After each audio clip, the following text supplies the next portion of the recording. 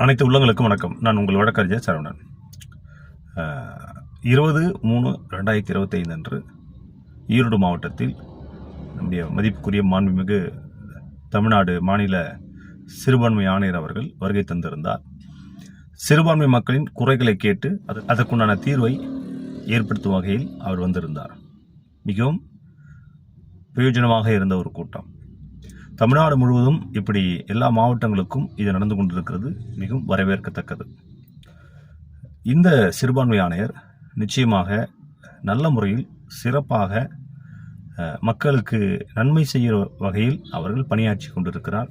இது வரவேற்றத்தக்கது. நாங்கள் கிறிஸ்தவ மக்கள் சார்பாக அவர்களுக்கு வாழ்த்துக்களை தெரிவித்துக் கொள்கிறோம். இதுபோன்று தமிழகம் முழுவதும் அநேக இடங்களில் சிறுபான்மை மக்களுக்கு விரோதமாக ஒரு கூட்டம் செயல்பட்டு கொண்டு இருக்கிறது. அவர்களையும் நீங்கள் இரும்பு கரம் கொண்டு ஒடுக்க வேண்டும், அடக்க வேண்டும். வரும் நாட்களில் சிறுபான்மை மக்களுக்கு பாதுகாப்பை உறுதி செய்ய வேண்டும். இந்து முன்னணி போன்ற அமைப்புகள் தமிழகம் முழுவதும் சிறுபான்மை மக்களுக்கு பாதிப்பை ஏற்படுத்தி கொண்டிருக்கிறார்கள். இவர்கள் மீது நீங்கள் வழக்கு பதிவு செய்ய வேண்டும். அவருடைய இயக்கத்தை தடை செய்ய வேண்டும். சிறுபான்மை மக்களுக்கு ஒரு பாதுகாப்பை ஏற்படுத்த வேண்டும்.